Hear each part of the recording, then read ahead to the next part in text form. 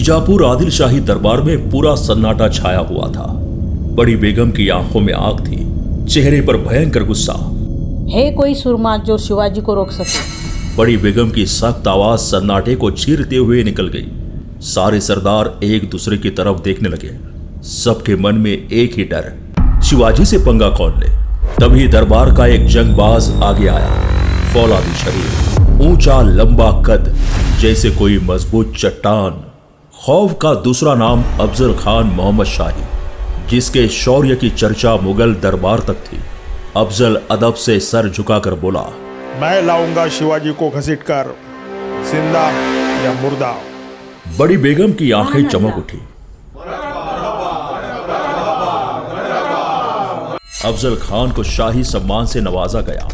12,000 घुड़सवार, 10,000 पैदल सिपाही, 1200 ऊंट, 65 हाथी, अनगिनत खजाने के साथ अफजल मुहिम पर निकला। महाराष्ट्र की धरती पर उसके अशुभ कदम क्या पड़े, जमीन थर्रा उठी। तुलजा भवानी के मंदिर पर, पंढरपुर के विट्ठल मंदिर पर अफजल का हथौड़ा पड़ा। मंदिर ध्वस्त हुए, बेबस गौ माता लहूलुहान हो गई। राजगढ़ पर बैठे शिवाजी महाराज के कानों तक ये जानकारी आ रही थी, लेकिन वे शांत रहे। उन्हें पता था वार तभी करना है जब समय और स्थल उनके पक्ष में हो। शिवाजी महाराज की ओर से वकील गोपीनाथ पंत बोकील अफजल खान की छावनी में रवाना हुए। उन्होंने खान से कहा, आपकी हस्ती, आपकी ताकत, आपका रुतबा देखकर महाराज डर गए हैं। अफजल खान खुश हुआ, कहा, शिवाजी को हाजिर होना होगा। मैं उसे ले जाऊंगा शाही दरबार में, बादशाह से मनसब दिलाऊंगा। गोपीनाथ पंत ने कहा, आपको प्रतापगढ़ आना होगा, महाराज के सर पे हाथ रखना होगा, महाराज डरे हुए हैं। पंत बार बार यही दोहरा रहे थे। अफजल खान गोपीनाथ पंत की मीठी बातों के झांसे में आ गया। अफजल के कई सरदार उसे समझा रहे थे, प्रतापगढ़ जिस जावली के इलाके में है वो जंगल से घिरा खतरनाक इलाका है, वहां जाना मुनासिब नहीं। लेकिन अफजल गोपीनाथ पंत की बातों में आ गया था। जावली के इलाके से वो अनजान नहीं था। कई साल वो इस इलाके का सूबेदार रहा था। अफजल अब अपनी मौत को गले लगाने के लिए उतावला हो रहा था। भेंट का स्थान निश्चित हुआ, प्रतापगढ़। 10 अंगरक्षकों के साथ प्रतापगढ़ पर खान शिवाजी महाराज द्वारा बनाए गए आलीशान शामी आने में दाखिल हुआ। शामी आने की चकाचौंध देकर चकित रह गया और चिढ़कर सोचने लगा कि शिवाजी के पास इतनी दौलत कहां से आई। शिवाजी महाराज शामी आने के करीब आए।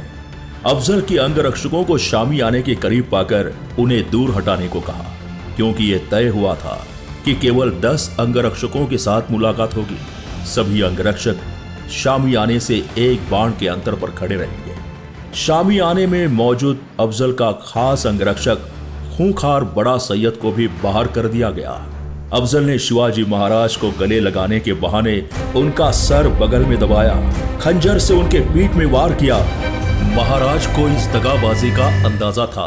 उन्होंने अंदर फौलाद का कवच पहना हुआ था। अफजल की करतूत देखकर महाराज ने उसके पेट में बिछुआ अर्थात छोटा खंजर भोंक दिया और उसकी अंतड़ियां बाहर निकाली। उसी जख्मी हालात में अफजल पालकी में बैठकर भागने की कोशिश कर रहा था। महाराज का एक अंगरक्षक संभाजी काउजी ने उसका सर धड़ से अलग कर दिया। अफजल खान को हिरण्यकश्यप जैसा चिरने के बाद महाराज ने इशारे की तोफ चलाने का आदेश दिया। जावली के जंगल में छिपी शिवाजी महाराज की फौज अचानक अफजल की फौज पर टूट पड़ी। भयंकर कत्लेआम हो गया। अफजल खान का सारा सामान लूट लिया गया। हिंदवी स्वराज को मिट्टी में मिलाने का इरादा लेकर महाराष्ट्र की धरती पर आया अफजल इसी मिट्टी में ढेर हो गया। गजानन भास्कर मेहेंदले और निनाद बेड़ेकर इन इतिहास अभ्यासकों ने ये बात प्रमाण के साथ साबित की है कि प्रतापगढ़ पर अफजल को बुलाने का शिवाजी महाराज का मकसद उसको 72 हुरों के पास पहुंचाना ही था।